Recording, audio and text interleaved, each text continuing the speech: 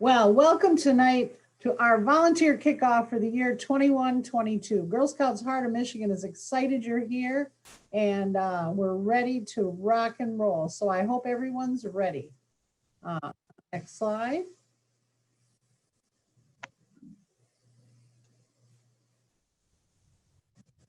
My name is Connie Moore, and I'm the Chief Membership Officer, and I'm going to be your tour guide this evening. And tonight, we are going to start with the Girl Scout Promise and Law. Ordinarily, I would stand up for this, but it kind of messes up my view. So I'm going to sit, but if you would like to stand up, that's what we'll do first. Is everyone ready? On my honor, I will try God and my country to help people at all times and to live by the Girl Scout law. And the Girl Scout law? I will do my best to be honest and fair, friendly and helpful, considerate and caring, courageous and strong, and responsible for what I say and do. And to respect myself and others, respect authority, use resources wisely, make the world a better place, and be a sister to every Girl Scout. Welcome.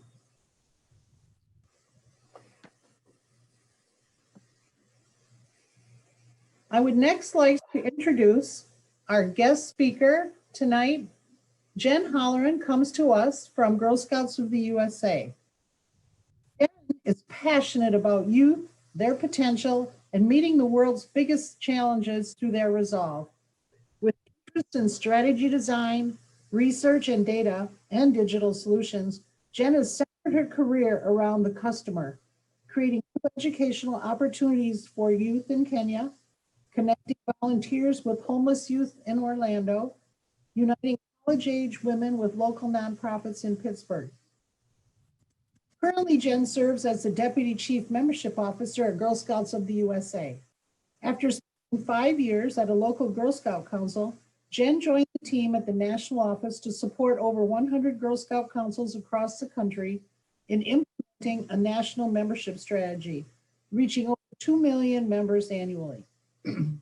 With a portfolio of work including digital strategy and design, data and analytics, and recruitment and retention strategies for girl and volunteer members, Jen creates opportunities for girls to develop the courage, confidence, and character necessary to make the world a better place. Outside of her professional interest, Jen is a budding gardener, pun intended, with a goal to grow all of her family's fresh produce by 2025 at their home in Orlando, Florida. So she is very proud of her first rack of bananas, pineapples, and the cutest little apples you've ever seen. I feel lucky to have Jen here tonight, and welcome. Thank you so much, Connie. And thanks to the entire staff at Girl Scouts Heart of Michigan. I got a chance to meet a couple new faces before we started today's conference, and I'm excited to be speaking to this group of volunteers because you all are really supported by an incredible team at Heart of Michigan. And I'm delighted to highlight a bit of their work today at your kickoff. So Connie gave you a bit of background about me and my role at GSUSA, but I'm really here to talk about you and how our volunteers across the entire movement, and specifically in Heart of Michigan, are going to play such a big role in helping our girls bounce back from an incredible year of challenges over the last year and opportunities as we go into 2022. Before we dive in, I wanted to say a couple more things to really introduce myself. As Connie said, I get to do some pretty cool stuff at GSUSA. After working for 5 years at a local council, I realized that my passion was really in supporting council staff across the country.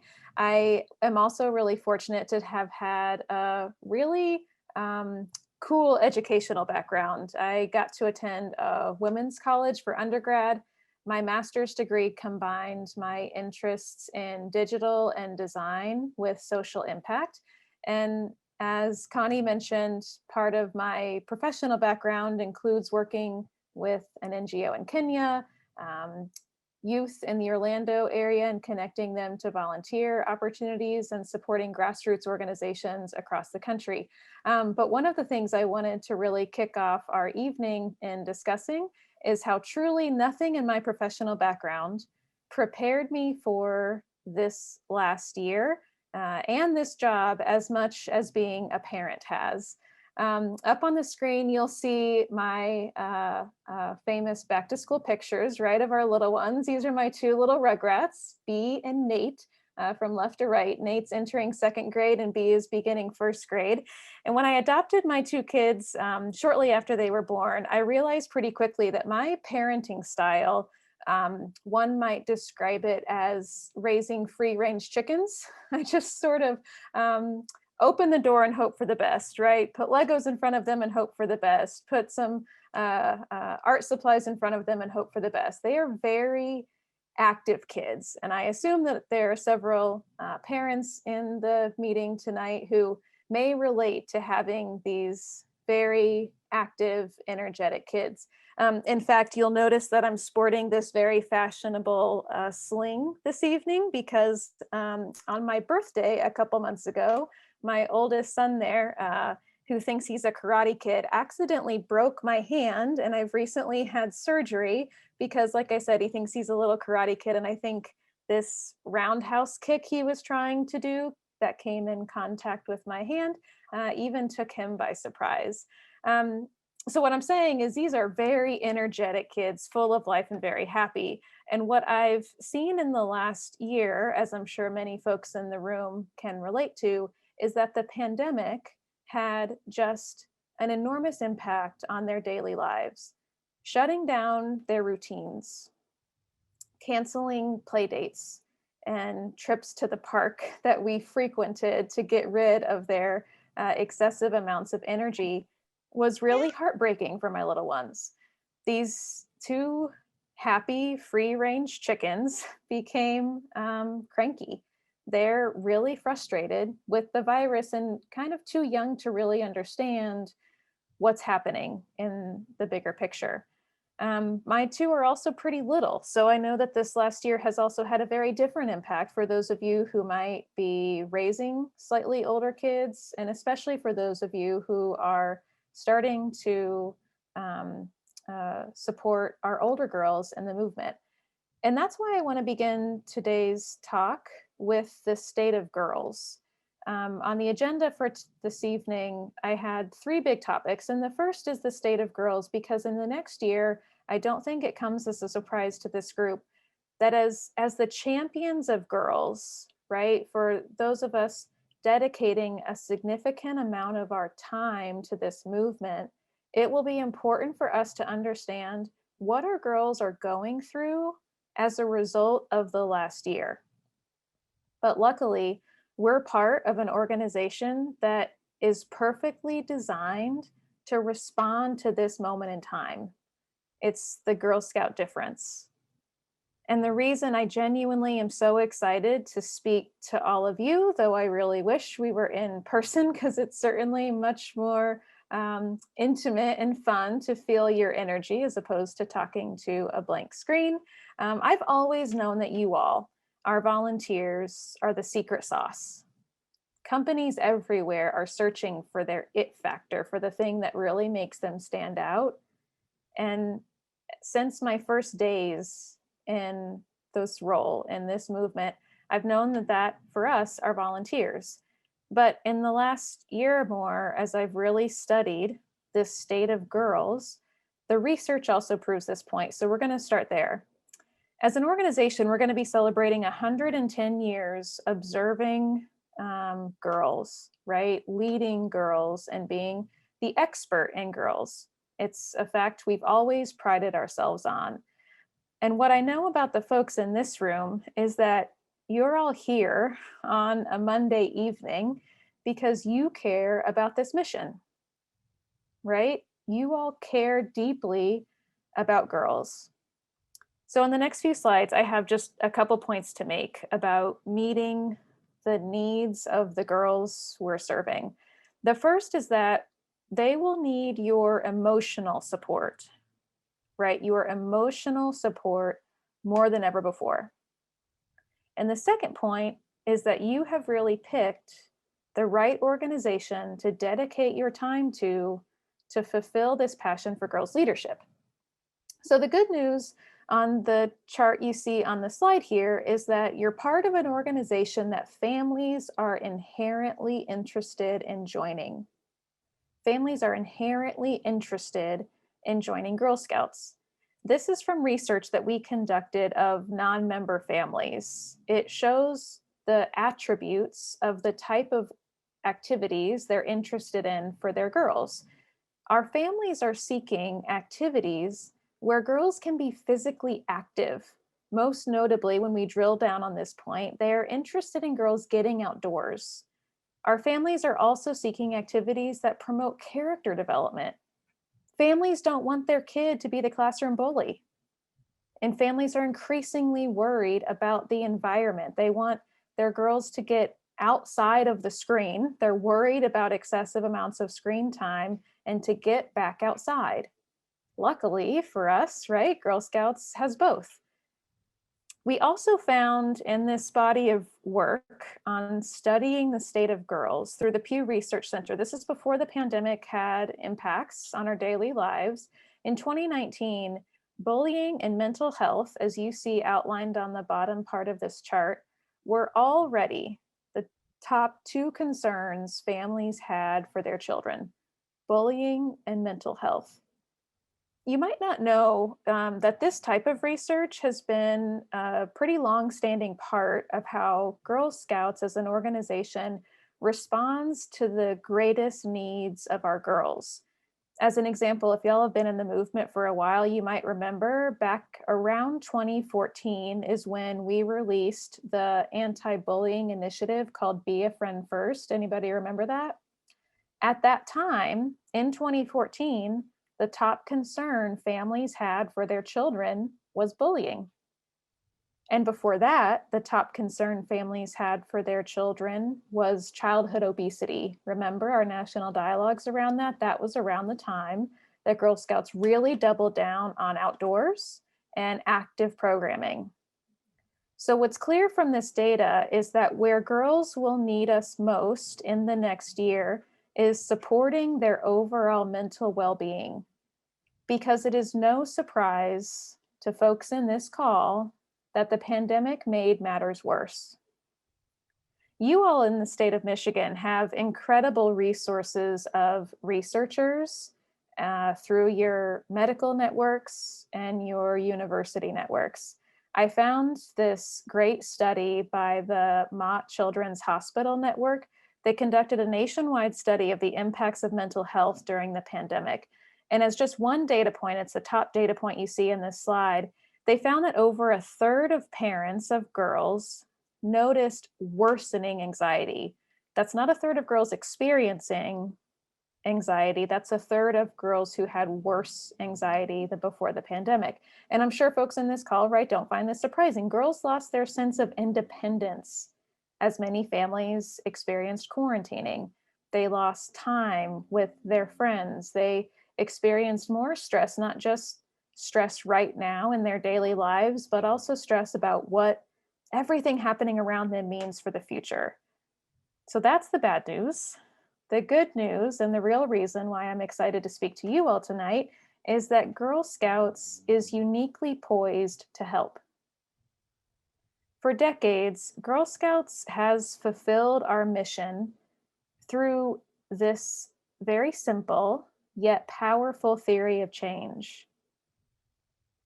We believe that every girl has potential, right? We also believe that when we combine her potential with the Girl Scout leadership experience that has both hard skills and soft skills, right? Both tangible skills we learn through badges and the soft skills we learn through our three processes being girl led.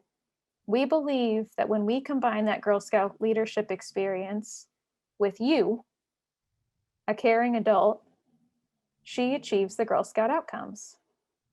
This is how we bring our mission to life. It's also important to take a step back and look at what we do.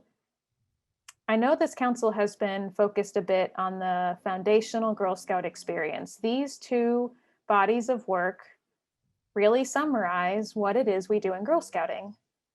Now, over the last year, if folks in the room are nerds like I am and looked at how companies were responding in the last year and what the data really showed about how companies needed to pivot, they were reinventing what they did and how they did it in order to respond to the pandemic. At Girl Scouts, this is the core of what we provide to girls every day.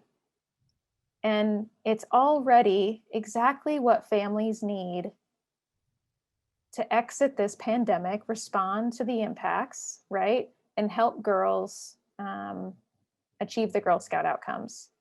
I want to call out a few key elements here. We're already providing girls an all-girl environment, a safe space, a supportive adult. We're getting girls outdoors. These are the key elements that girls are telling us they need coming out of this pandemic. And at Heart of Michigan, what I find so inspiring is that your council is ready to support you in providing these types of experiences. Families want to get outside. You all have an incredible set of outdoor experiences through your camps and properties across your entire council's footprint.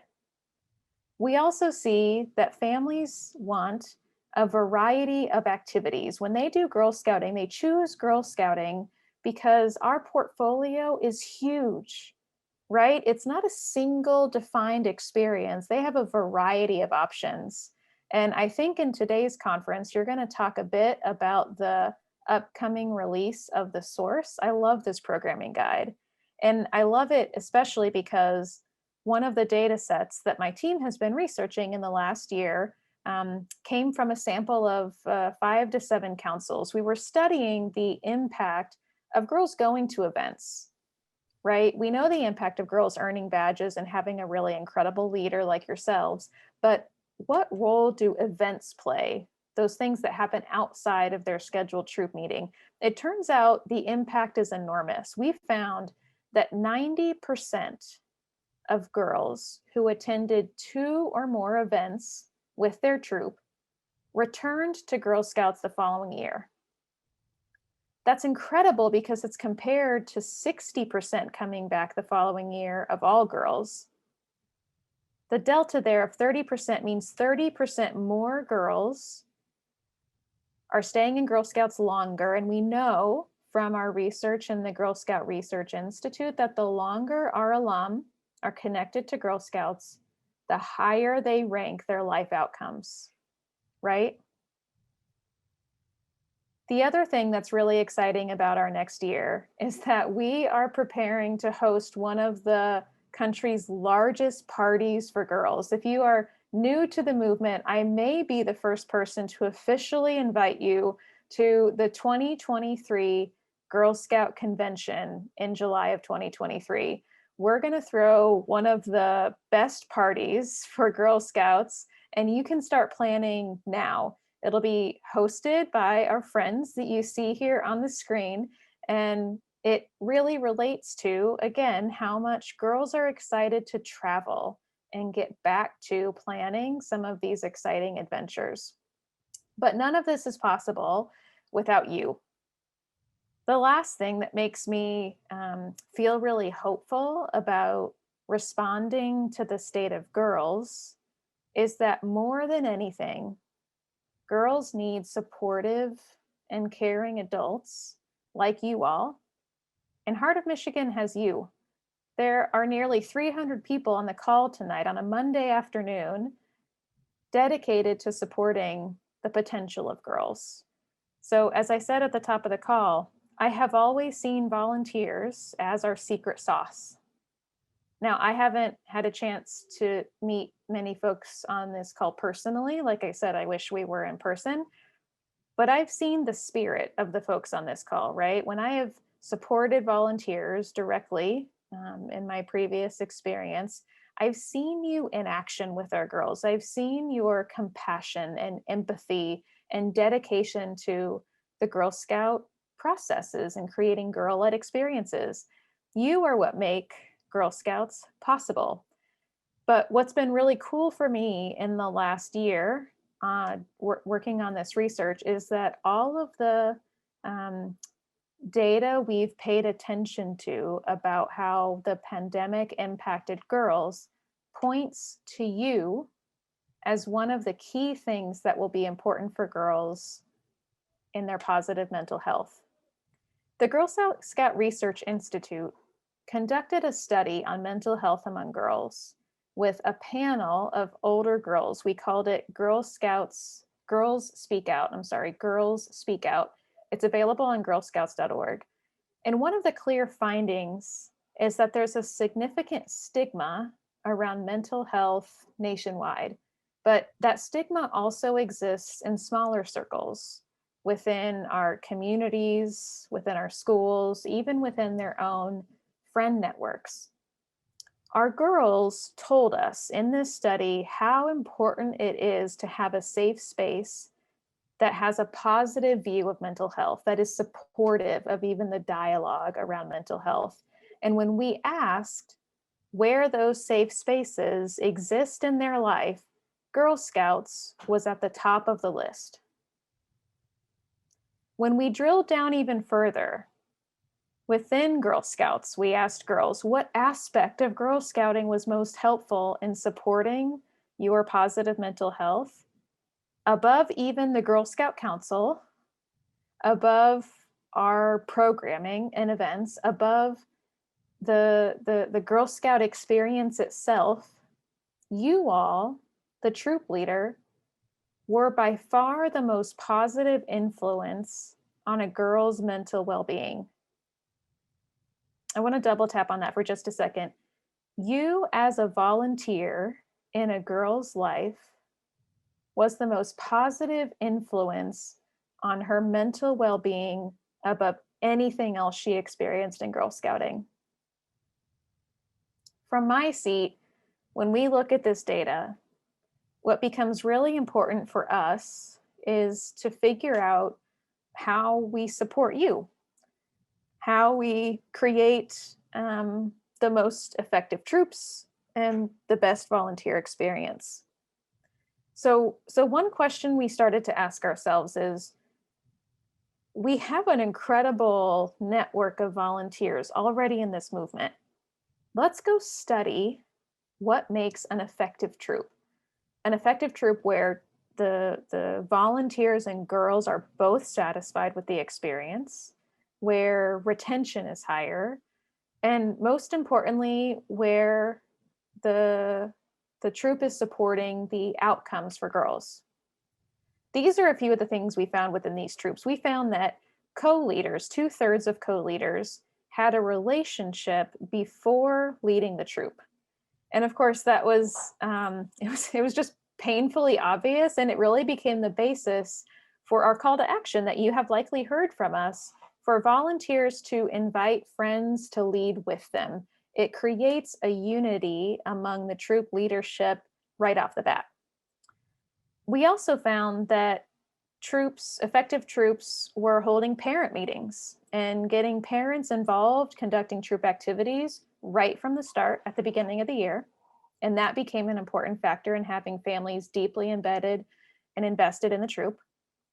And importantly, all of these troops were conducting outdoor experiences, especially overnight camping for those girls who were old enough for that experience. And this last point has become even more pivotal. Effective troops were focusing on earning badges and patches through a variety of activities, girl-led, of course, but they emphasized introducing girls to a wide variety of experiences that they can only get in Girl Scouts. And coming out of the pandemic, this really relates to the need we see in girls to have goals and things that excite them about the future, because the future has been so unpredictable. These few factors that make an effective troop are all important, but consistently, the number one factor, again, that has had a positive impact on a girl's life is you, is the volunteer.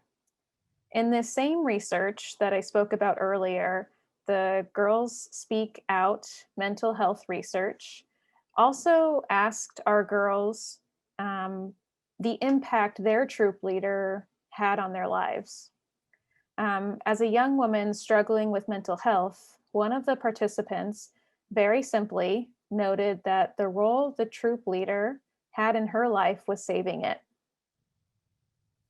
As you can see, the role you play in the lives of these girls, y'all, it goes so much further than helping them earn a vest full of badges in ways that you may not even know.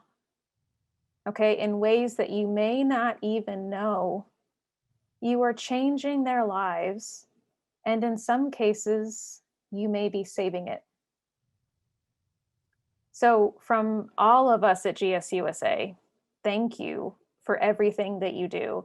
And speaking personally on behalf of a new Daisy mom, I can't imagine how much extra effort it sometimes takes for you to invest the time and resources to be a volunteer. And I can't tell you how much I appreciate and respect that dedication. It really is having an enormous impact on the lives of our girls at a time when they need it most. Thank you.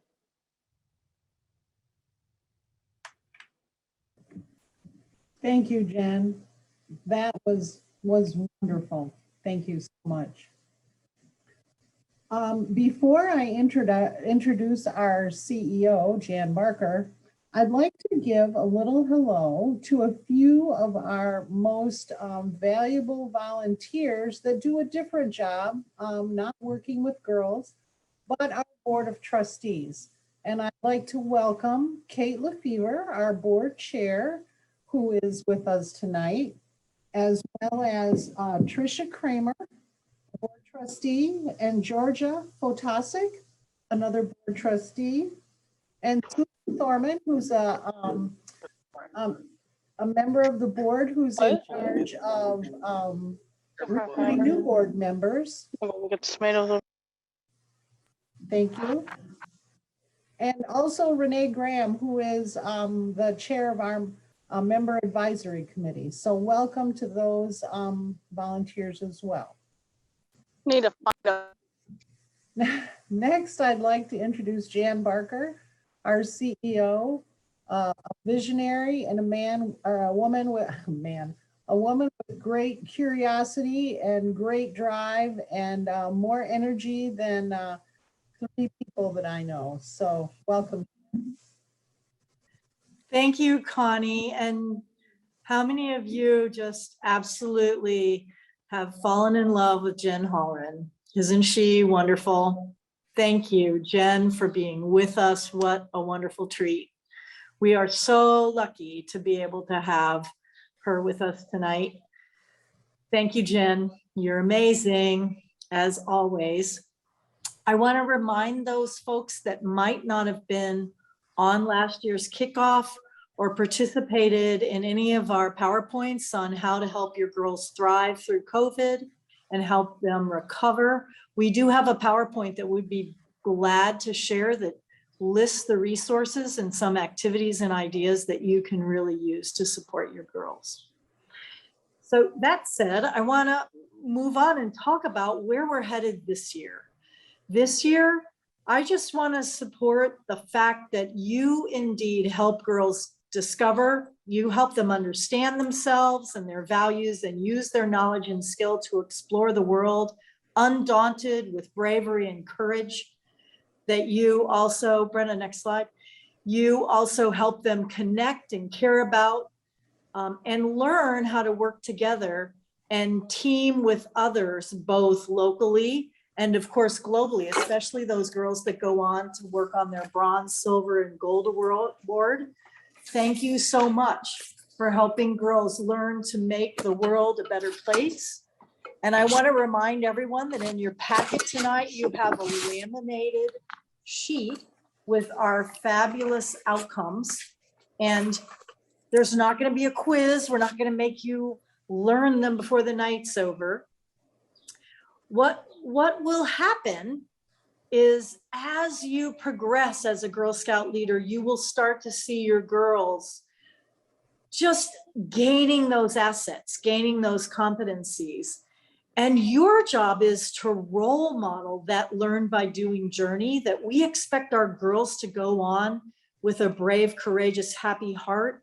Because if you become a helper of heart, springs of wisdom will flow from your heart. And the more you use these things, even though there are 15 competencies on there and you may think, oh my goodness, will I ever learn them all? You'll learn them by just keeping that card up in front, thinking about what are the words that you can use to help your girls become more self-reliant or better problem solvers or better at resolving conflict. Because you know my famous example, when you have a couple girls squabbling, it's a great opportunity to say, I'm so excited you've had a disagreement. This will give us a chance to learn how to resolve conflict. Thank you for this opportunity to deal with your conflict. So my point to you is, you're going to hear a lot of things tonight. You're going to hear what makes Girl Scouting so very special. And we are happy to share resources that you see tonight. You'll all get copies of these things. And also know that you're learned by doing as well, that it's a journey for you that will help you become a better girl developer. So in light of those fabulous fundamentals that Jen shared, I want to focus on the 3 processes that Girl Scouting has as part of its program model. And you know, what are they and how do they happen?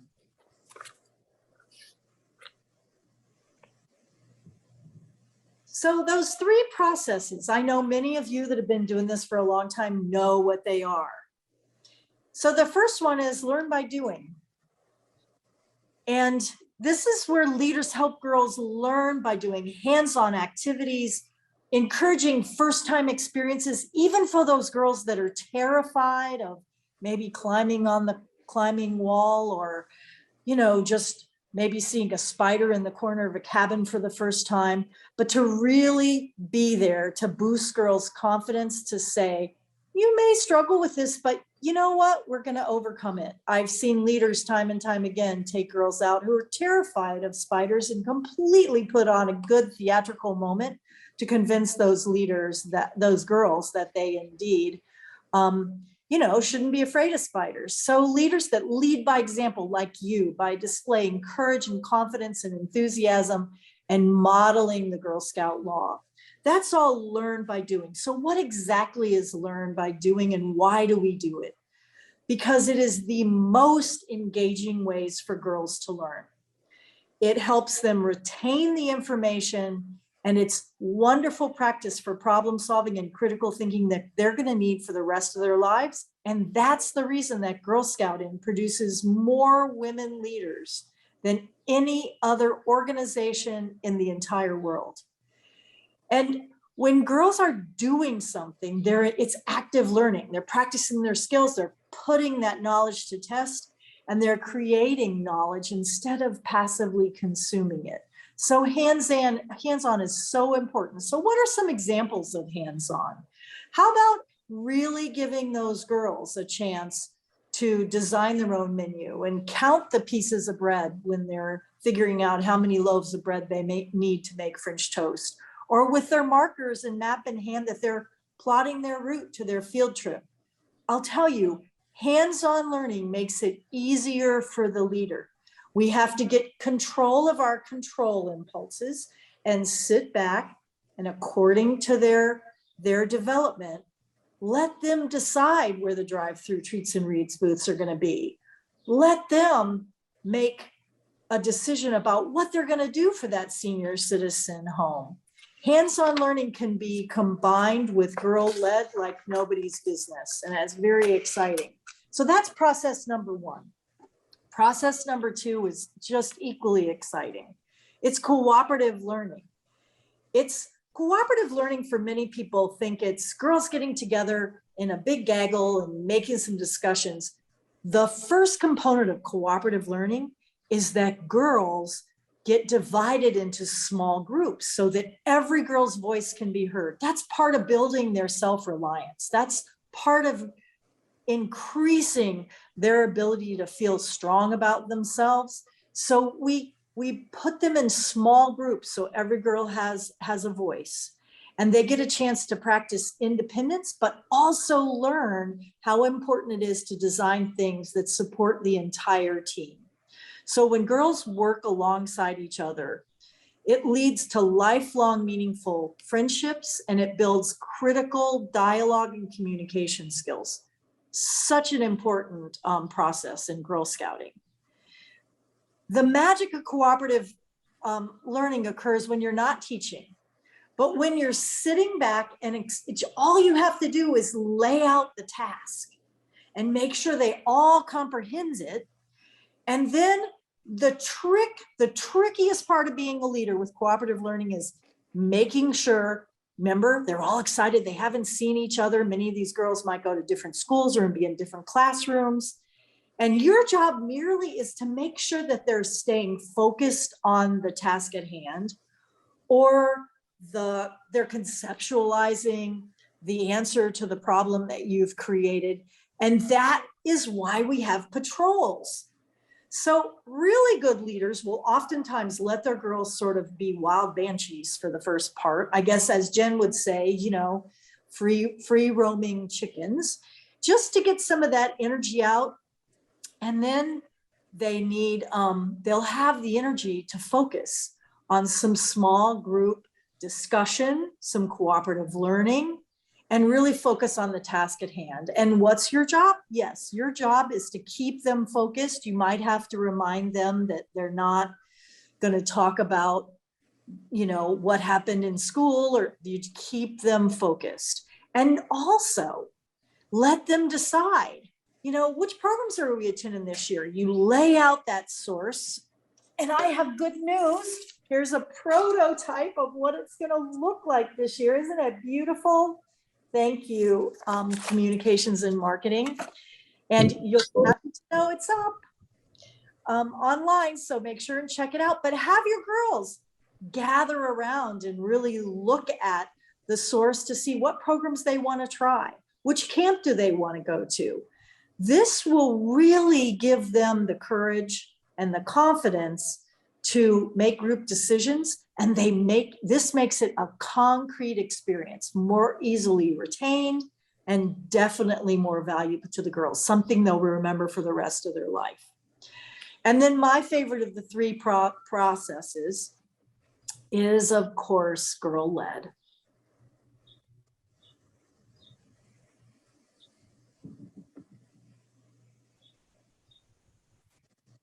Brenna's machine, I bet it's working really slow, isn't it, Brenna? It is, yeah. And so really simply, girls are going to help according to their age level, how they want to do something, what they want to do, when they want to do it, where they want to do it, and why they want to do it. And your job is to ask those key 5 questions, and maybe ask them in 5 different languages. Como and qué and adonde. Ask them in a different language so they learn several new things. Shake them up. Your job is to make sure that they're staying on task, and you're giving them the opportunity to really make meaningful decisions. So our job as a leader is to pre-plan the items to be discussed so that you can really help them have a fun, empowering opportunity to make decisions. And I will share that I just had a marvelous experience with a group of girls from Coldwater. We went to the MSU Children's Garden, and we went and had ice cream, and it was a fabulous experience. And the first thing we did was hand them the map and say, all right, where are we going first? It took about 15 minutes for them to figure out how to find the restroom that was maybe 12 feet in front of us. But so the other key to girl-led is being really patient and letting the girls decide and let them learn what indeed is the next thing that should happen.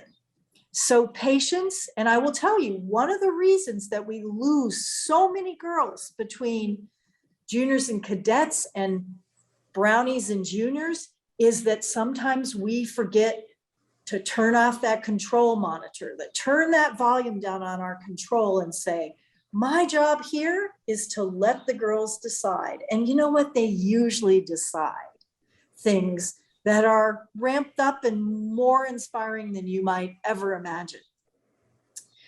So, because when the girls take ownership for their decisions and you step back, they decide they want to earn their first aid badge. They decide that they want to do winter snow skiing, and you've never snow skied, but you are also at that point modeling courage for your girls. So the very first and most important step is that you model for the girls all those things that are on the competency list. And you say, I am indeed going to be courageous and try cross-country skiing and sledding for the first time in my life. And that's coming from a Floridian that the first time I ever laid ice skates on a glassy lake, I was terrified. Now, this is a wonderful, wonderful diagram that shows that as a daisy, and this really amplifies what I was sharing, that as a daisy, we need to give a little more instruction, a little more participation.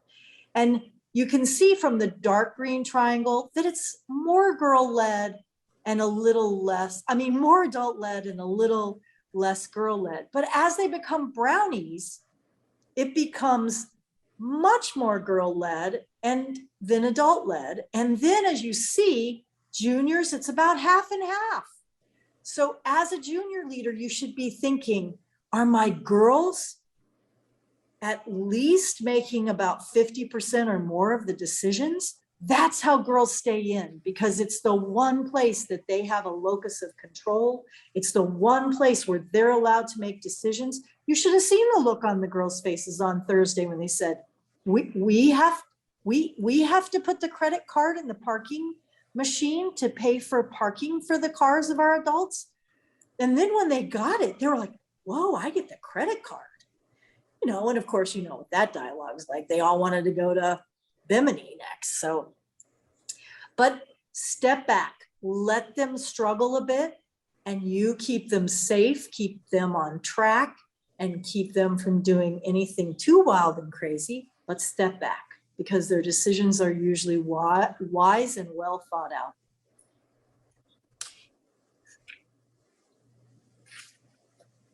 So I talked a little bit about girl-led from a girl advantage, which has huge girl advantages. We want our girls to grow up to be leaders. But what we very seldom talk about is the growth that happens to leaders when girl-led can lead leaders down some very uncharted paths that allows them to be courageous. So when a troop leader's has never ventured beyond their backyard, or is indeed afraid of those spiders in the corner, they buckle up their courage and they really say, I'm not going to show how terrified I am. I'm not going to show, I have to be. And the example I use is, I remember a leader who had never driven into the big city, and they were going to a program in Lansing on the campus at the theater on MSU's campus. They'd never been to East Lansing before. They lived in a very tiny community. And they said to the girls, I don't know if we can do this program and go see this show. I've never driven to MSU. I know, Jan Raddick, you're so cute in this picture. I was so excited when we found this of you. Jan's one of our fabulous trainers, and she's an expert in outdoor cooking. Hey, Jan. So, but I remember the girls saying to this leader, you can do it. You're our leader. You're a Girl Scout. You can do it. And you know what leaders tell us? I learned so much more than the girls. Girl Scouting changed my life. So know that when you step back and let girls lead, they may request an event that you might not be overly comfortable, but we have to rally our courage and make it happen. So just remember the three very important processes when you're leading your troop this year: girl-led, learn by doing, and cooperative learning. And it will really launch you on a fabulous path as we move forward. Now, hands-on learning is also known. So this is where you're gonna, learn some things, and you don't have to memorize everything on the chart because we are gonna send this to you. But know that as time goes on and you start to use some of the words, you start to practice some of the things we talked about, you become an expert in girl development. You become incredibly capable and competent as an adult. You learn skills in Girl Scouting that you can transfer to your family to use when you have situations that you otherwise wouldn't have known. So hands-on learning is also called the experiential. Now, it's not experimental. We're not experimenting with girls. It's experiential education cycle. And the one I wanted to really draw attention to that we haven't talked about, well, let's talk about the ones we have talked about. Brenna, get that cranky machine changing those slides. It's taken its time. So we've talked about learn by doing, which is a very concrete experience. We've talked about cooperative learning. We talked about girl-led. What a great thing to do is to talk to the girls after an activity about the 15 outcomes. Show them your laminated sheet, make a copy, pass it out to every girl and say, which of these competencies do you think that you got stronger in? Which one do you feel like, which activity helped you learn a practical life skill? Which activity helped develop critical thinking? You will be amazed, especially your older girls who can comprehend each of these competencies.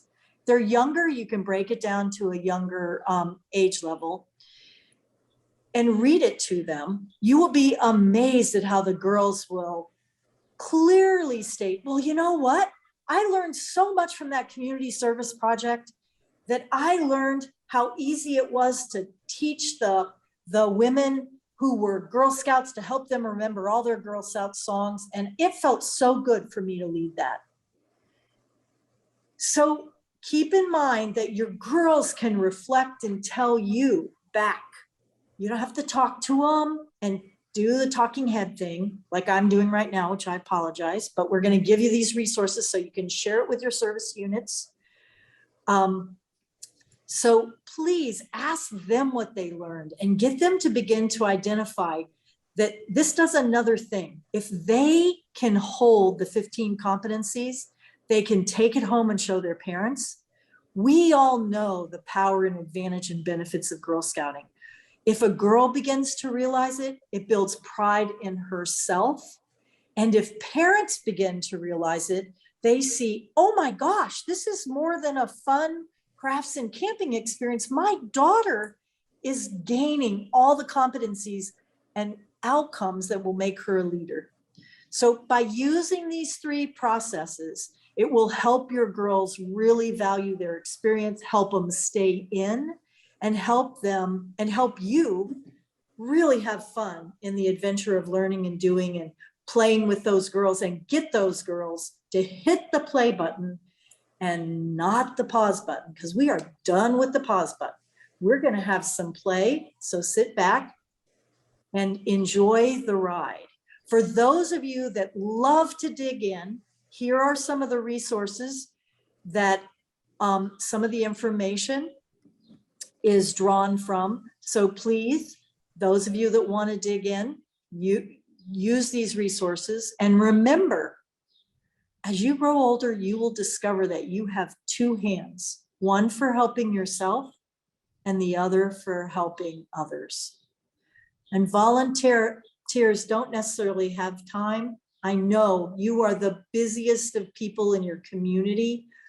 You have heart. I want to thank you for bringing your heart and soul. That combined with the incredible competencies and promises that we make to girls will make a huge difference in their life. Thank you so much for being here tonight. And thanks for making a difference in so many other girls' lives' hearts. Thank you so much. Thank you, Jan. You're welcome, Connie. Well, I hope you all enjoy. This is the membership team's favorite photo of me, and I thought I'd entertain everyone else with it. And I think that as we move into starting and to talk a little bit about membership, I think everything that has been said in regards to volunteers really leads us to where we are now. The pandemic effect on our Girl Scouts Heart of Michigan Girl membership was, in a word, very almost near catastrophic. Back in February of 2020, we had plans. We were sure we were going to end the year 2020 with a 3% increase in girls, which is awesome. Ended up the end of the year down 8%. So we lost some girls from the previous year.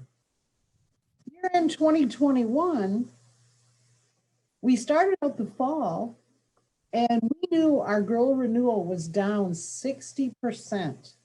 6 out of every 10 girl members did not re-register last year. And this actually ended up, this renewal actually predicted our 37% loss year over year. It was devastating. But spring renewal did predict our end of year. Looking to the future, nope, go back, Brenna. Thank you. Looking to the future, today we have a little over 1,300 more girls renewed compared to last year on this date. This is a 76% increase, and we're ecstatic. It's just so exciting.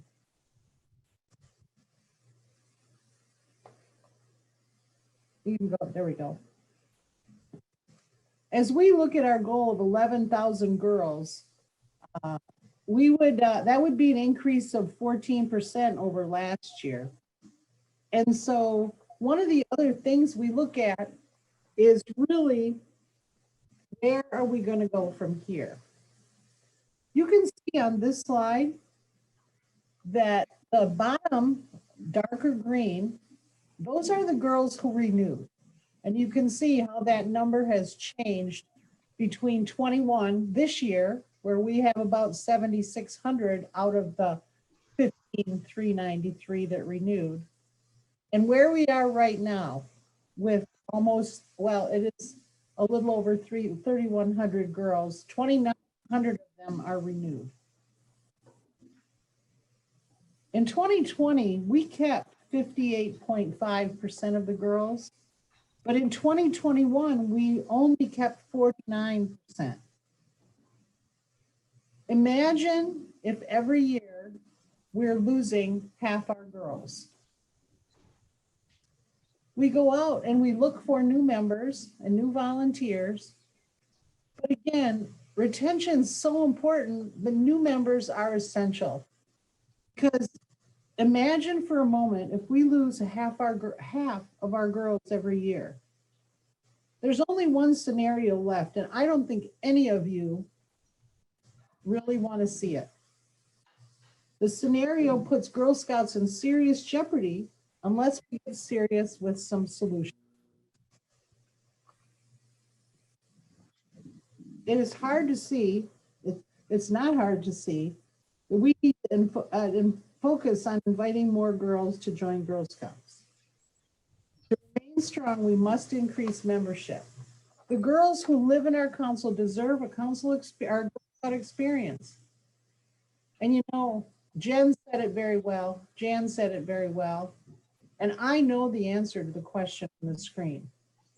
Are we willing to help make sure we can continue the legacy, our legacy of Girl Scouts? Next. So here's the goals we are setting for 2022. Lots of times people, our members, our staff, everyone, GSUSA, they send us an email, what's your goal for the next year? And our goal is to keep that retention number up to 60%. That's a goal that we would love to have. We need to retain or renew 5,800 girls in order to do that. And we need to keep 2,000 adults, not counting life members. In order to do that, we must keep our current volunteers, our current troops, and our current girls. And we can do that, number one, by providing the foundational Girl Scout experience. And I'm going to talk about that a little bit more. And it's what Jen had on the diagram, and Jan also referred to. We want to make sure that troops have volunteers. Oftentimes troops, what we've seen in the past year is troops expanding, stopping, not re-registering because the volunteers have decided that maybe they don't have time, maybe they don't have the energy, maybe they just have moved along. But we need to make sure that troops have volunteers and support our volunteers. Our adult education team, who has really worked with the volunteer toolkit and Girl Scout Learn to make better changes to more support our volunteers.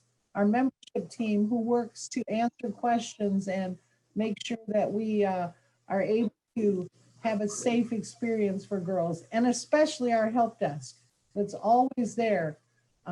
Those are the things that we try to do in order to keep our members and maintain that 60% of those. Next. So, in order to keep girls, Jen mentioned that the research has shown that if a great Girl Scout troop does these activities, and that once a troop and a girl and a family and a volunteer is involved in a troop that does these things, they end up staying longer. And girls staying longer translates to retention. And the first of that is regular meetings. Troops meet with purposeful activities. I think that a regular meeting is something girls can depend on. Those activities could include earning badges. They could earn their bronze or silver or gold award. Any of those recognitions. And this is a great quote, and I know many volunteers love this. Badges are not medals to wear on your sleeve that show what a smart girl you are. A badge is a symbol that you have done the thing it stands for often enough, thoroughly enough, and well enough to be prepared. The Girl Scout motto, by the way, to give service in it. You wear the badge to let people know that you are prepared and willing to be called on because you are a Girl Scout. Quote from Juliette Gordon-Low, our founder. A troop that gets outdoors. They go outside, they come back better. They experience nature. They participate in a product program. They learn to manage their own business, their own girl-led business, and gain the entrepreneurial skills that will last their lifetime. Practicing Girl Scout traditions, make new friends, work thinking days, swaps. A Girl Scout leaves a place better than she found it. And one of the most exciting things is going on field trips, travel. Plan for travel for council events and programs, source events, field trips. So many options to get out and see the world. One of the things that I will always remember is a troop who lived in a rural area, and their travel, a little girl said to me that she had never had an ice cream cone from anywhere but home. She'd never had an ice cream cone out somewhere. Trips and those adventures that girls have, they're often the first time a girl will do something. And it's magical when a girl says, I've never done this before. Take action in community service projects. As we go through life, And just as Jan's quote said, one hand to help yourself and one hand to help another, I think even more so now, community service and take action projects really resonate with girls. They want to make a difference, whether it's in the environment, in climate change, in equity and diversity, any of those issues, and any issue at all that they can do. Maybe it's a community garden. That really keeps girls in a place where they think they're making a difference and can contribute to staying in Girl Scouts. So as we go back, and that kind of has to do with retention, but as a girl has a great experience and they have a troop and they have that foundational Girl Scout experience, you know what they do next? They tell other folks. They're so excited about their experience in Girl Scout that not only do they stay, but they tell other people who are not Girl Scouts, man, you should join Girl Scouts because they do some really exciting things. The last piece, and again, so crucial to our stability and our long-lasting legacy, is to increase and have new members. I think there are some times when we ask to do things in Girl Scouting and we ask for volunteers.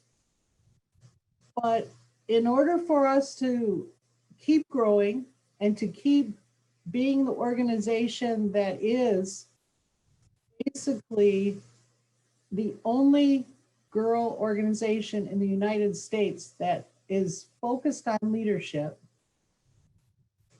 it's impossible to lose half our members every year and not replace them without moving into a place where we no longer have Girl Scouts. I know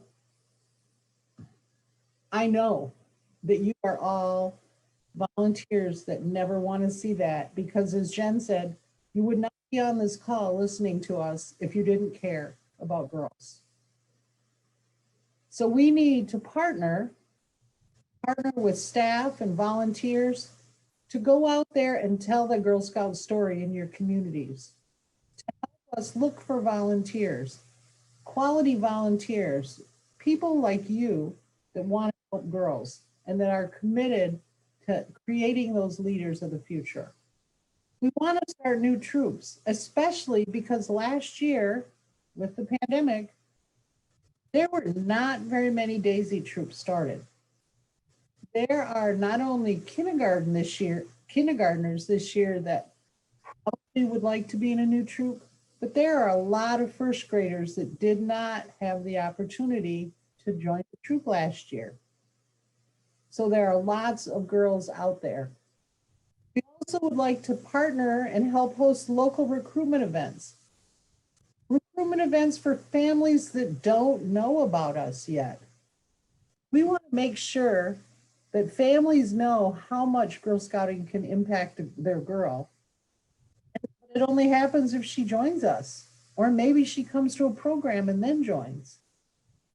95% of the girls in our footprint are in grades K-12 are not Girl Scouts.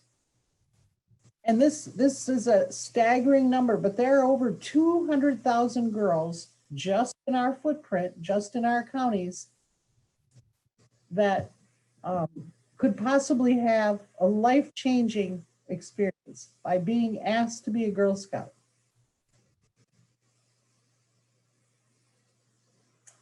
So the last thing I'd love to leave you with, other than we would love to partner with you in membership. We want to make sure Girl Scouts is here for the future.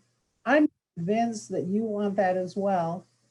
In your regions, there are team leaders, and they're going to be your conduit to everything in your region. And if there's something that the help desk gets wrong, or their membership person gets wrong, or adult education gets wrong, these are your folks. And again, this presentation, I know it's been in the questions a lot, this presentation is being recorded and it will be available on YouTube after the event. It might take a couple days to do the technical magic that someone else besides myself knows how to do. And, but these names are here and, you know, even if you call a regional office and ask for the membership team leader, if you're not getting results, shake the tree. Make sure that we know you need help.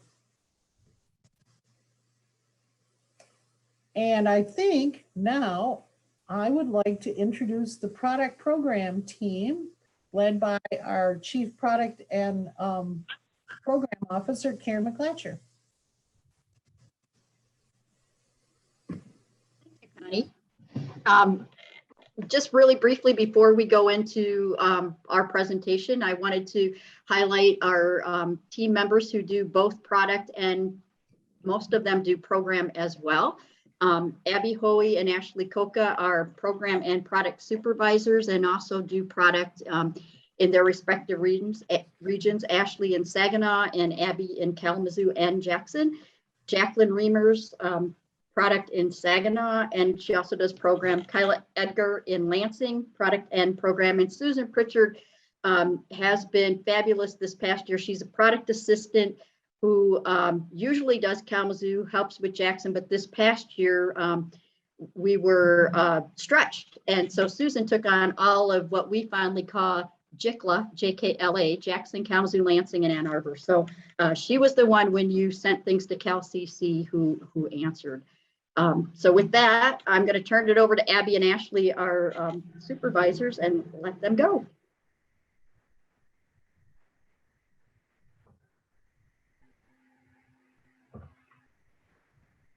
Thank you. We're so excited to start share this evening with you today. Brenna, if you could just move to the next slide.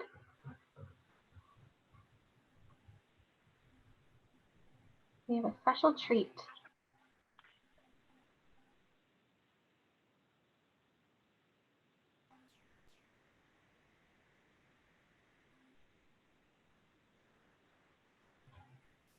Just 1 second.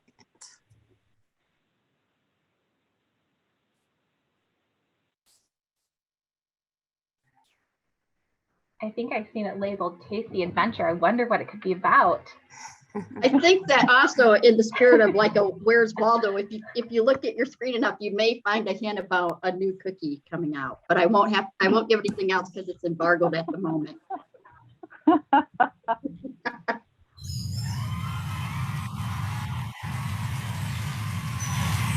Hi, I'm here today to talk to you about the new cookie.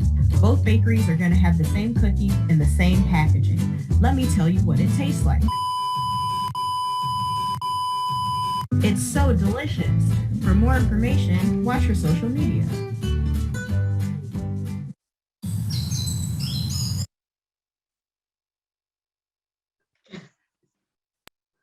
Did it come through choppy? Can we play it one more time? Will it come through less choppy? You can Hello? try. Yep. Give me 1 Oh, second. okay. Sorry. Mine was actually good, Abby. It might be you. Good, good. Right. I'm going to get back to the PowerPoint. Sorry, everybody. My computer is being cranky today. Oh, good. We're good then. It was the video came through fine. It just was it was a little bit choppy. I do think it was you, Abby. I think it was just fine. Wasn't that a fun movie? I loved it. That is one of those commercials that we just thought was such a riot, and we're so excited to share with you. But hello, everybody. My name is Ashley Kolka. I'm a program and product supervisor here at Girl Scouts. I just want to share with you that it is time to climb with this year's 2022 Girl Scout Cookie Program. This year theme is Climb with Courage. It is the Girl Scout Cookie Program that's focused around our Girl Scout with a multitude of resources brought to you from Girl Scouts Heart of Michigan, the Girl Scout Digital Cookie Program, 13 new Girl Scout cookie badges, and of course our Girl Scout troop leaders here today to help any girl reach any goal that she has set forth and puts her mind to. For the Girl Scout troops in our Saginaw region, The Girl Scout Cookie Program officially kicks off October 22nd for initial order taking. Our sisters and troops in the Ann Arbor, Jackson, Kalamazoo, Lansing, and region, they begin their initial order taking on December 23rd. However, altogether, Girl Scouts Heart of Michigan will launch their digital cookie program beginning of December. So we will all be doing it together this year. And something new is that when a Girl Scout sends 25 emails, she's going to actually receive an extra $5 cookie cash card that she can attend a program with.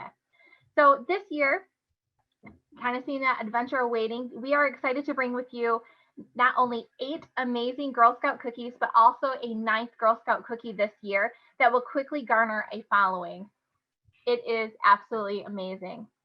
Secondly, we also are bringing to you this year for 2022 a Jubilee. It's our 4th biennial celebration that will bring us all together on November 13th at the Chelsea Fairgrounds.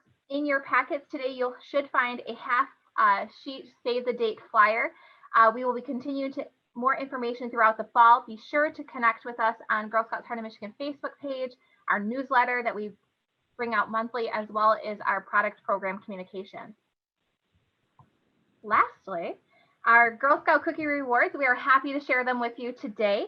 They are designed with feedback from our Girl Scouts to help her inspire and set her goals. So let's take a look to see what is in store as we climb with courage in 2022.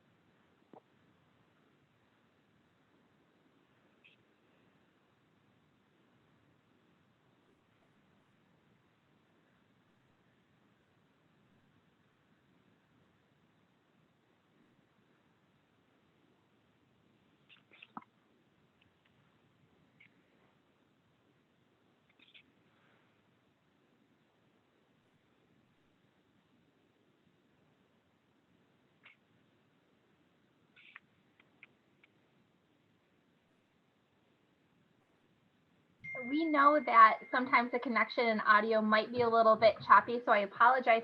We'll make sure to send you all the links so you can share them with your girls as well. With that, I would like to turn it over to Abby to take us on to our Treats and Reaps adventure.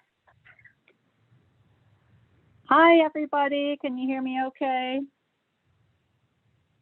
I'm actually on video. You can find me if you said left or right, but I've also called in just in case. Thank you, Sarah Sparrow.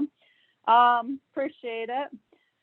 So we're super excited for this year's Treats and Reads sale starting in Jackson, Lansing, Kalamazoo, and Ann Arbor, officially on September 10th. This year's theme is the Emperor Penguin. And of course, we have the combined sale with Ashton Farms, who is our little Willy Wonka over in Wisconsin that makes all of those just delightfully wonderful nuts and candies.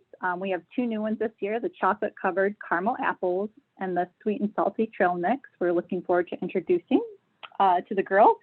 Make sure you're going to see you're going to see trainings come out and be published. You can sign up for them. Same with last year. We're going to hold them virtually. So look for that training beginning, I believe, September 1st. So look for those to be published. Oh, so sad that's in. So with that said, we have a few new things to look out for this year. We have the raffle coming back. Okay. I'm getting distracted by your comments. It's so exciting. So we have a few things coming up this year. So online sales starts September 10th, as I mentioned, in what we fondly refer to as JICLA or JICLI, which is the Jackson, Lansing, Kalamazoo, and Ann Arbor / Ypsilanti regions. In Saginaw, it begins 12/1 for the email launch. You will, as troop leaders, if you are a troop leader or a troop product manager, you will start to see launch emails a little bit earlier than that, and you'll be able to access the system. The digital online platform, girls will be able to start selling online on 9/10, and of course, we're going to have the girl online delivered sales this year, which is really truly an asset during this time. Initial in-person sales is going to start 9/24.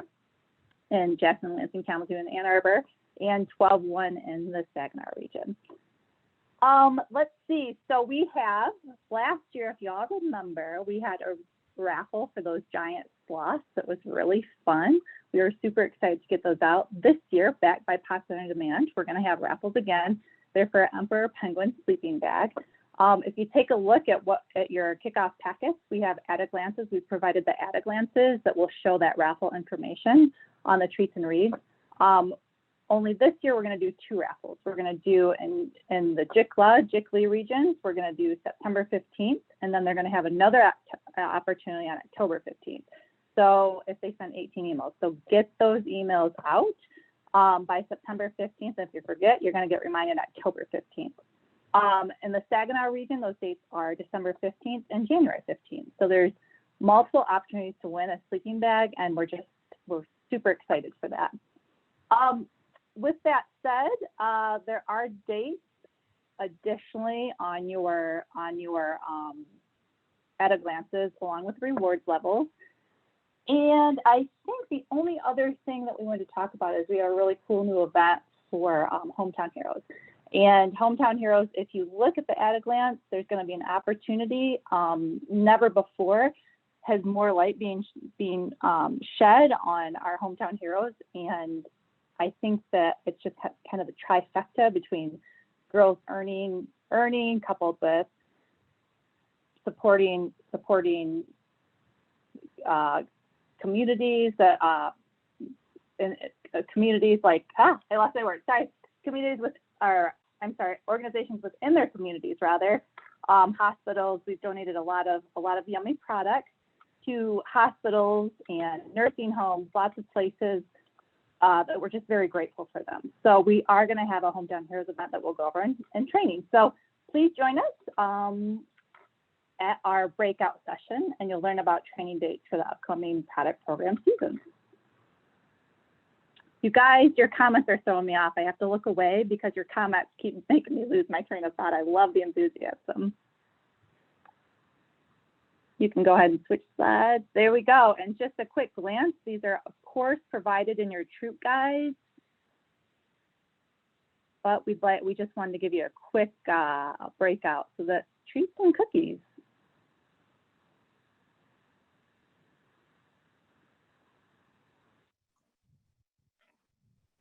Abby, this is Karen again. I just want to, at the end, make sure everyone knows that in the bags that you received for the kickoff tonight is the half-page Jubilee sheet. As Ashley stated, we're so excited to have our every other year Jubilee, product Jubilee at Chelsea Fairgrounds on November 10th. And then also the dates that you saw are with our at-a-glance sheets that are in your in the bags that you received tonight too, and everything else will be available online. As we said, we start training. There'll be Zoom trainings with service unit product managers for treats and reads starting next week, and then cookies starting in early September in Saginaw. From there, we'll schedule troop. Most of them are going to be Zoom. Some will be in person. If service unit product managers decide to do those, we will also be having, like we did last year, as a council team, product team, makeup trainings and trainings for those areas, service units that do not have service unit product managers. So more to come on that. Keep watching. We'll get those dates out to you. We had a quick question about who will be serving Ann Arbor. We will be hiring a product specialist in Ann Arbor. We'll be posting that. In the meantime, it will be myself and Abby and Ashley filling in where we will be supporting the service unit product managers doing the training and making sure everything goes off without a hitch in the Ann Arbor region. So thank you for that question, Susan O'Leary. Thanks for all your enthusiasm in the box, in the chat box too.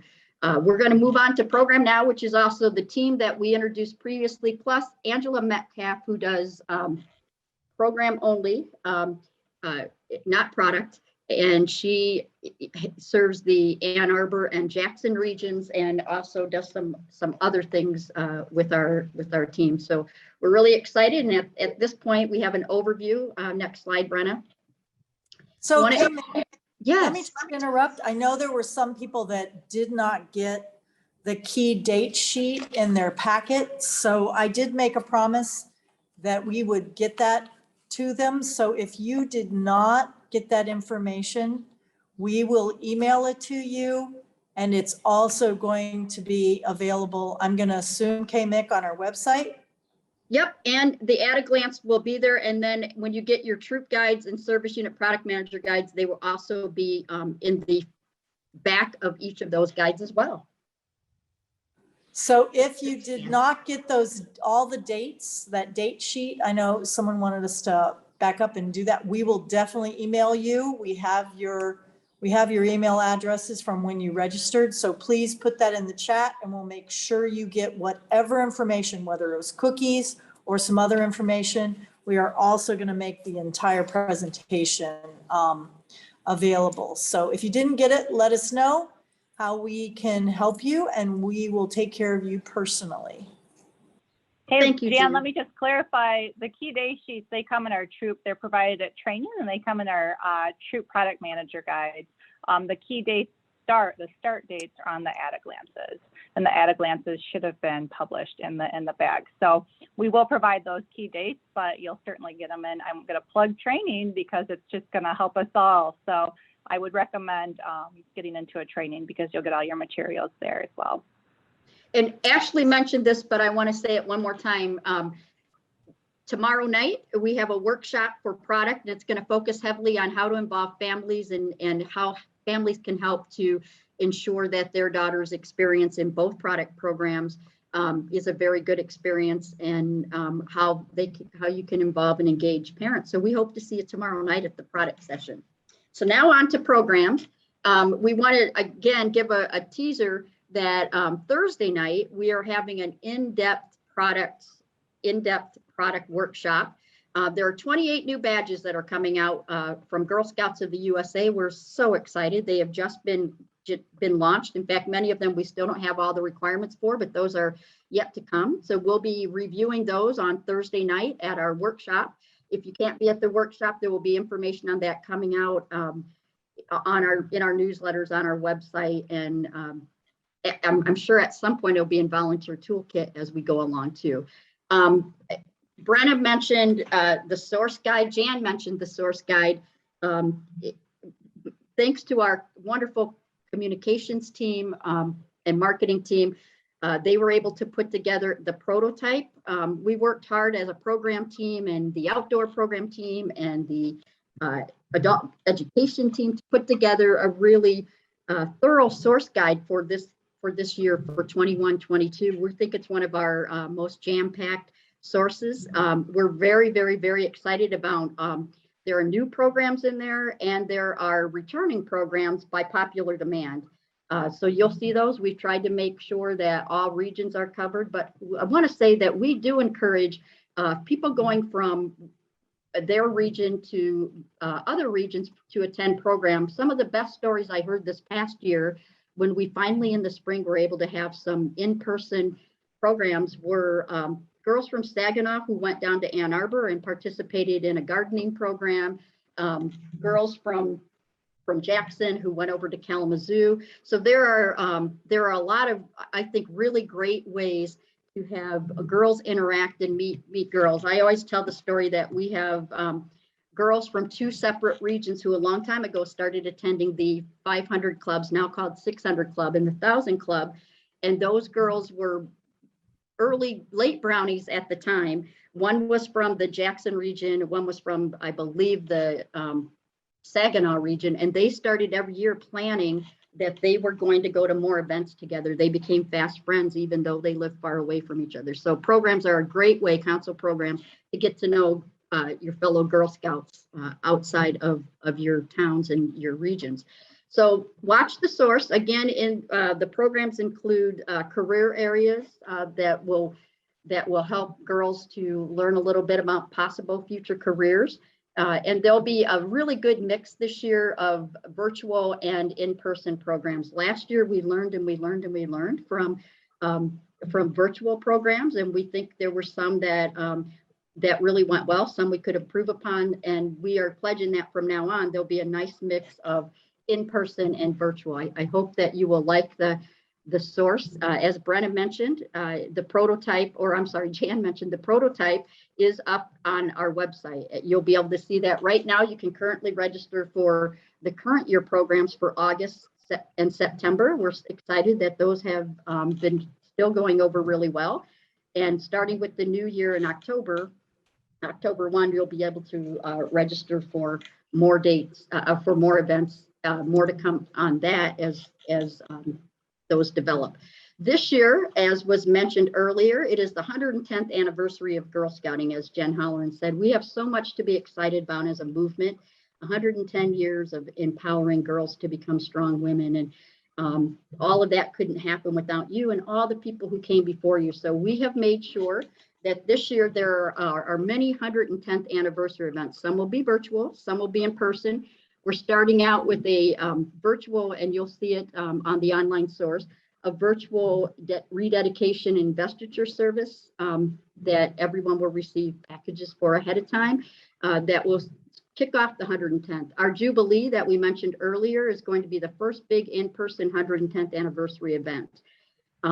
There will be 110th anniversary theme for Spooky Science, 110th anniversary theme for Thinking Day, and for the mall event. And with that, and there'll be others throughout the year. With that, I also want to say we are bringing back from our vault, from our archives, backed by popular demand, a program we started in the 100th anniversary year called Windows to the Past. And girls can earn decade pins starting from the very first decade of the 1910s to the through 1920, all the way up. At our 100th anniversary, it was all the way up to 2012. This year, our history team has helped us, worked with our program team to work on a brand new decade pin that would be the 2010s that we didn't have at our 100th anniversary.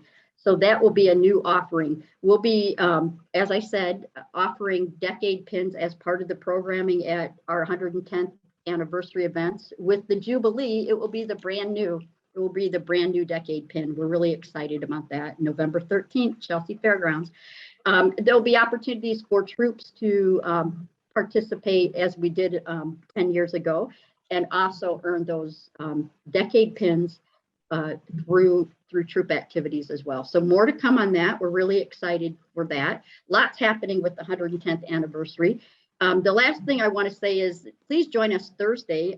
We will go in depth on all of these. We'll also talk about Jan leads every other year. This year we had one extra year because of the pandemic, but Jan leads a very wonderful girl-led, girl experience CEO trip.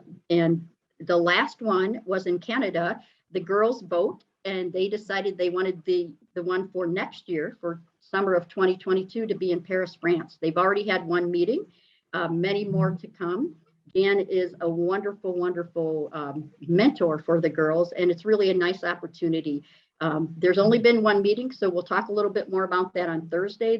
There's information on our website for girls to become involved if they are a 7th grade cadet on up. So we're really excited. We hope to see you Thursday night in depth, and we hope you enjoy all of the program offerings in the source. Thank you, Brenna.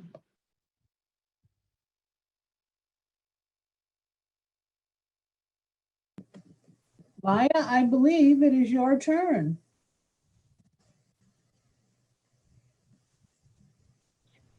Whoops, I was muted. It is my turn. Thank you so much, Connie. I am Laya Vansickle, like Connie said, I'm the Fund Development Manager. And I understand a few people did not receive their bag, but don't worry, we will get you all of the materials. And everything I talk about today is actually in the goodie bag. So don't worry, you will be getting it. So as you all know, the pandemic has been really hard on our girls and our troops and our families. And we really, truly appreciate everyone that has and continues to support Girl Scouts Heart of Michigan, but we still need some help. And so we are here to tell you about some really easy ways to support Girl Scouts. But before I start, I wanted to say who loves these goodie bags that they received. I'm a troop leader myself, and I was so excited to get mine. And again, I know some people did not get their goodie bag and material, but if you did, everything I'm going to chat about are actually in my in your packet. So first of all, I wanted to introduce our team members. We have Ashley. She is in our Kalamazoo region. We have Chris Anderson, who is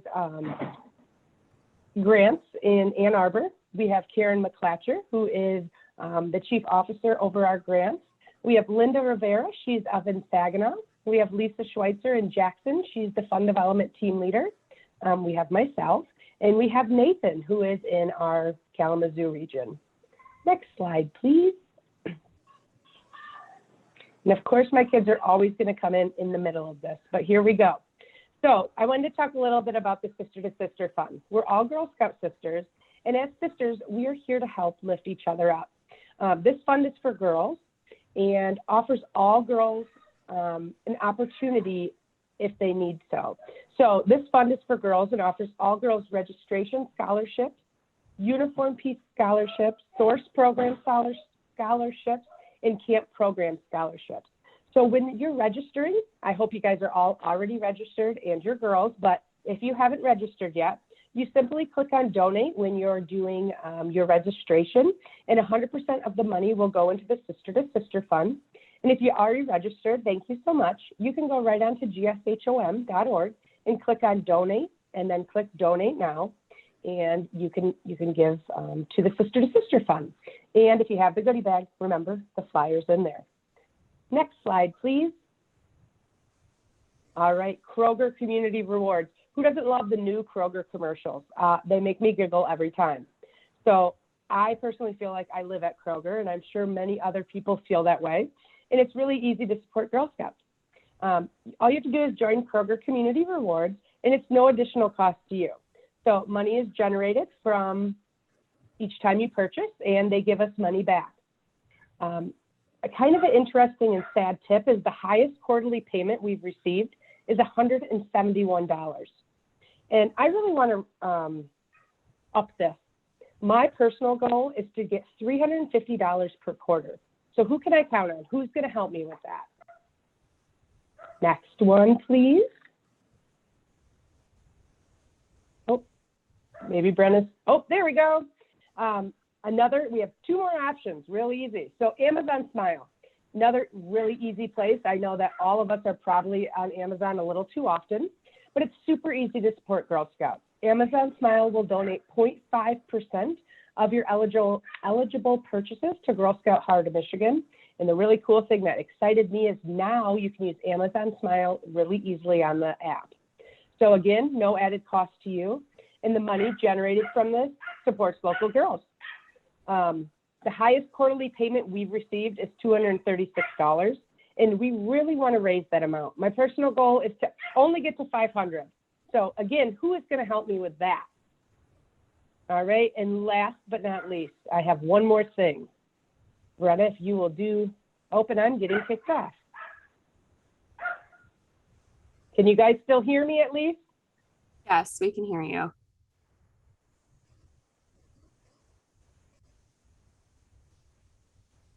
Well, it sounds like we may have lost our friend Laya. Do any of the other fun development teammates want to? Can you hear me? Oh, she's back. Are you Yes. good? So if we lose you, I can jump in, Laya. Okay, so one last thing I want to talk about, thank you, Ashley, is we have a fun event coming up. I'm sorry, sometimes I get kicked off the internet. But first thing I want to say is this event is for adults 21 or older. It's the Bell's Brewery beer pairing event, and we are pairing it with the yummiest things in the world, the Girl Scout Heart of Michigan treats. You can purchase a kit right on our website at gshom.org/special event, and you need to purchase your kit right away because our pairing event is September 15th. However, we have to have our kits purchased and wrapped up by August 18th. Really fun thing is we are having an auction also September 15th through the 21st. Here's some of the kind of sneak peek of what we have. We have a Mackinac Island golf experience at the Grand with an overnight stay at the Murray Hotel. Who doesn't like to go to Chicago? We have an overnight stay in Chicago. This is really fun if you're into football. We have 2021 Western Michigan season tickets to their football game. We have multiple zoo packages, and we have Soaring Eagle Water Park overnight opportunity. So again, remember, if you got your goodie bag, all of these are in your goodie bag. And if you haven't got it, don't stress, we will get that to you. But the last thing I want to say is we are all Girl Scouts, and our goal is to lift each other up in a time of need. So please support one of these options. The last thing I want to do is to show a quick video showing why we need this support. Girls need all of us. Watching young girls change the world is why we are all here. And they're able to do this by being a Girl Scout. So support one or all of these opportunities. And let's make sure all girls get the opportunity to discover themselves, connect with each other, and take action in their community by being a Girl Scout. So Brenda's gonna hit play on the video.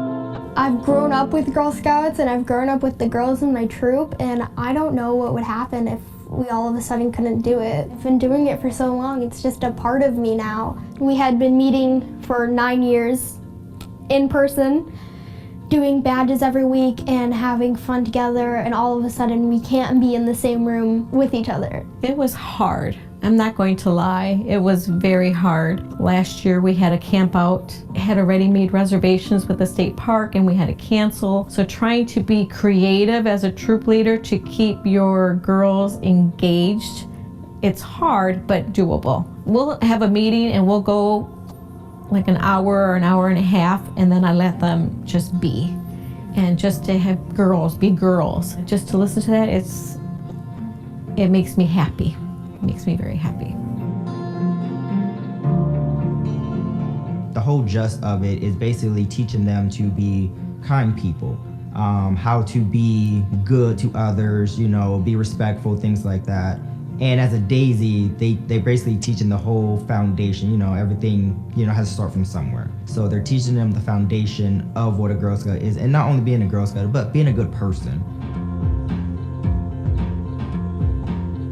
Once it's summer, I can maybe come over to their house and have a play date or something with them. 'Cause I love painting. I'm not really good at it, but I still like learning how to paint. Now with Zoom, the girls are actually having an opportunity to learn and connect with their family, also with Girl Scouts, which is helping all of us, kids and parents, really kind of get out of the treacherous moments of the pandemic. We are definitely making lemonade out of lemons, and we're moving forward.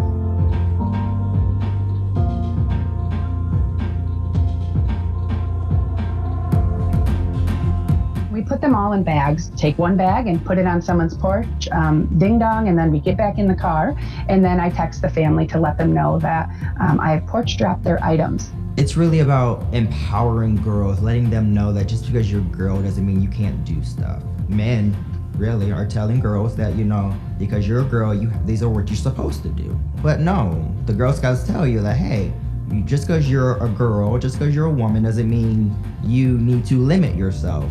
you can be somebody. You can do more than what people tell you you can be. So basically come out of your shell and make something of yourself. Go do something with your life. Do what you want to do and not what other people tell you to do.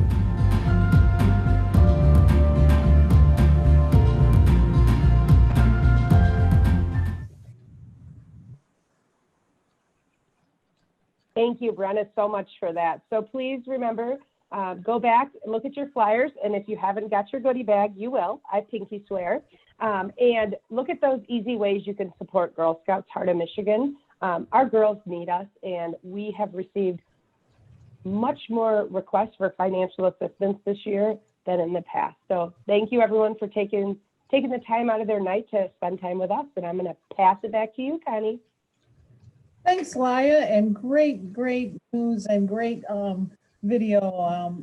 I think this is going to go down in history as the teariest kickoff we've ever had. So lots of moving stories and great stuff. Deanna, up for you with retail. Oh, hello, everyone. I just have a few quick updates for everyone tonight. I wanted to first introduce my team. For those of you who know us, we don't just do retail, we're help desk, we're registration, we answer the phones. We kind of do it all when you come into the office. So this is my team and I couldn't get it done without them. So next slide, please. If you have not heard, we are open. We have been open since the beginning of July. We would love to see you. It was very exciting today to see everyone coming in to pick up their kickoff bags and look around the store. People we haven't seen in over a year. So come in and see us. Kalamazoo and Ann Arbor are open Monday through Friday, 10 a.m. to 5. Saginaw, Jackson, and Lansing are open Monday, Wednesday, Friday, 10 a.m. to 5. If you can't make it in, we are still doing curbside. We're still doing Zoom. Just contact the help desk and schedule a time and we will get you set up to shop. Next slide, please, Brenna. So we have a lot of new items coming in, both online and in the retail shops. If you have not heard, the sashes, vests, and tunics at the Daisy, Brownie, and Junior level, the uniform is staying the same. It's going to look the same. It's just being made in a new sustainable material. So currently, we still have the old uniforms, but the new ones will be coming in.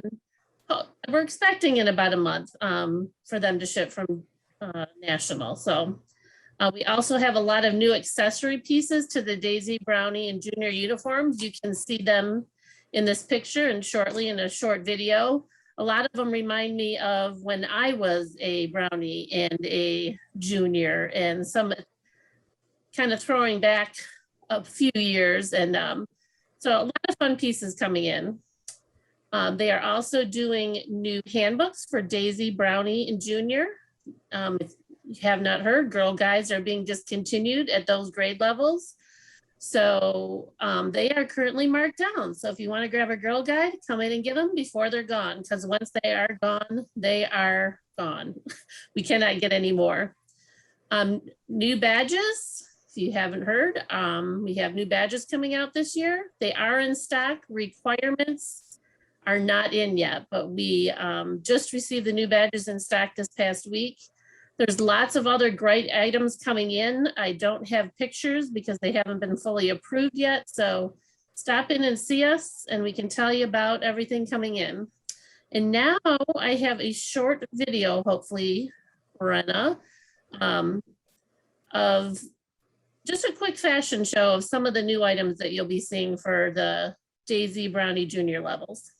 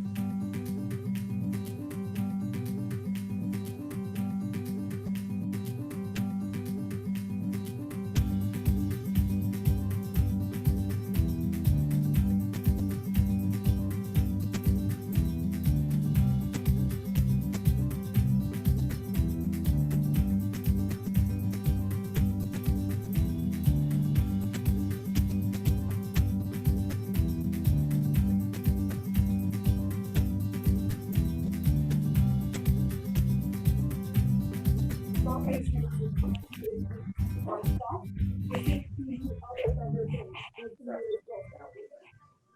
yeah, no. And Phil, who is, the Boy Scoutmaster.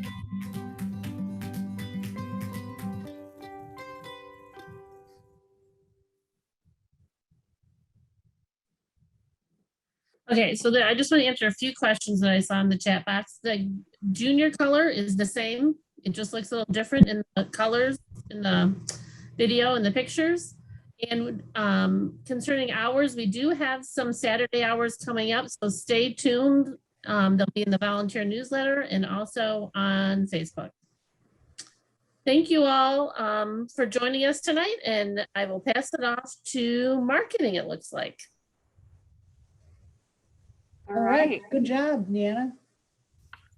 Awesome. Well, hello, everybody. I'm feeling a little bit like the Wizard of Oz right now, like the person behind the curtain or something, because of all the chaos. So thanks for your patience with the technical difficulties. I wanted to call out a couple things that I saw in the chat box quite a bit, just to make sure that we're all on the same page with it.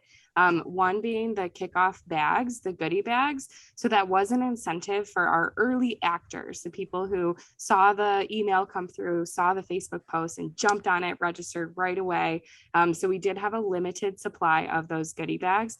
However, every single one of you is going to get an email with a link to our website where we will have all of those resources posted. So don't worry, you're not going to miss out on any of the information. Just make sure you keep an eye out on your email inbox as well as our Facebook page.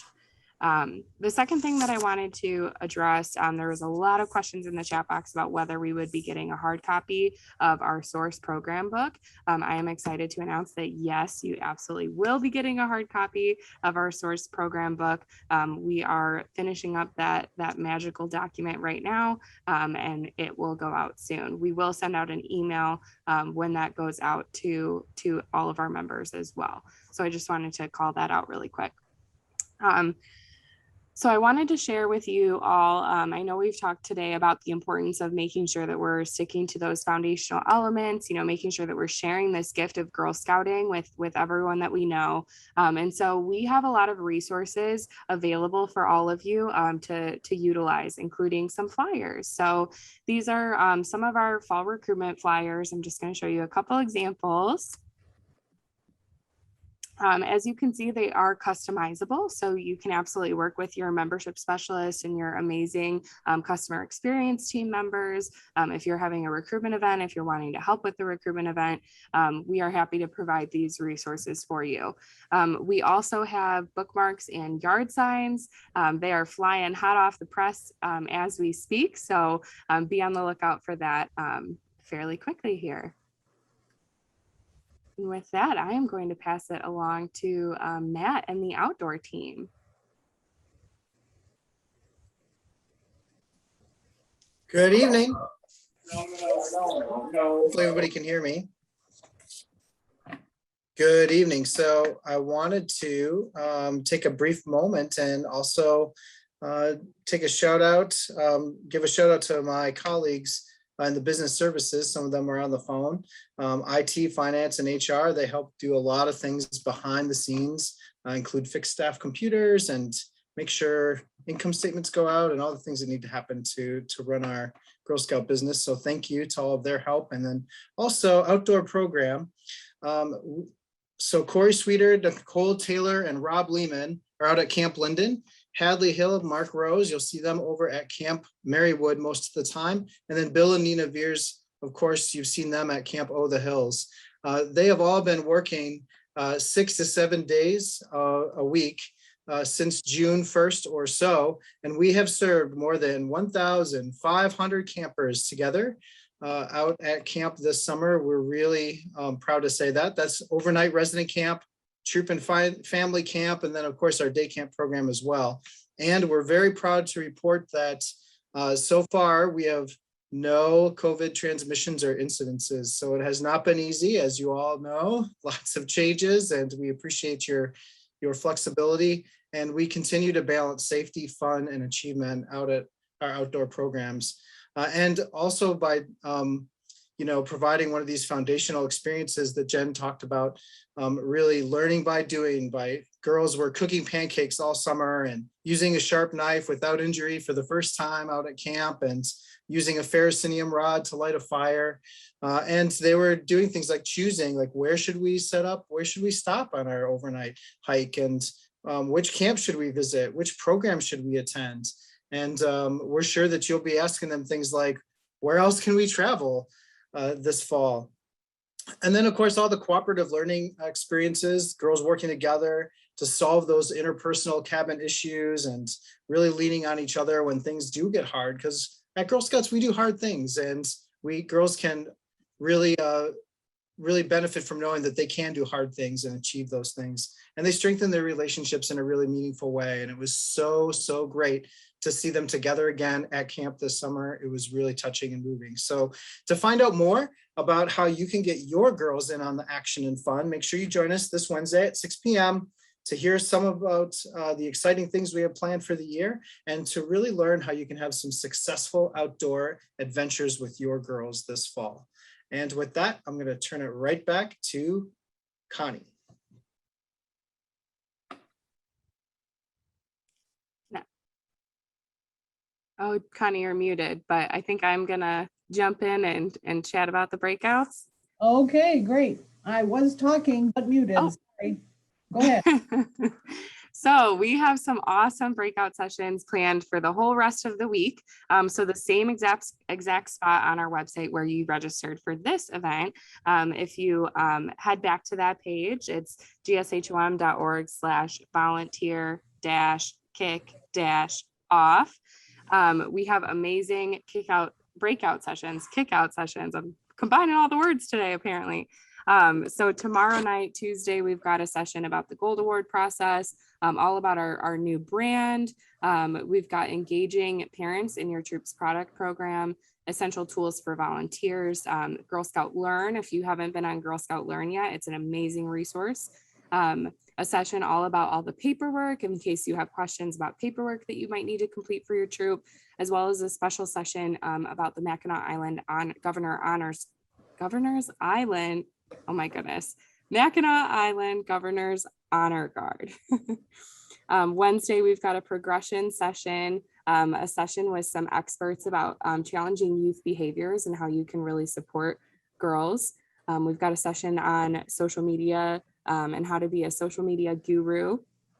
We've got a session on camp on Wednesday, a special deep dive on our 3 C's, courage, confidence, and character, and a session on what I wish I knew then that I know now. Then lastly, on Thursday, we've got a session with our member advisory committee, the MAC. We've got a session on adult awards, a special session on the 3 processes and keeping it girl-led, Recruitment 101, how we can grow our organization, and then return to troop and jumpstarting your program year. So if you haven't already, be sure to sign up for those amazing breakout sessions. And just like this one, all of those will be recorded and posted to our website as well as our YouTube channel. Well, I think that, moving to a virtual format, I think we've had our largest audiences ever. I think that there was a lot of information. I want to thank Jan Barker, our CEO, the heart of our organization at Heart of Michigan. And I'd like to thank Kate and the board for being here and for supporting us. I'd like to also thank all of our staff. I know that on the membership team, I didn't announce everyone. But thank you to them for all their hard work. And last of all, thank you to all of you, to volunteers who make a difference. And just as Jen said, you never know when what you do might save someone's life. Thank you so much. And I don't even have to say be safe traveling home because you're already there. Thank you. Good night.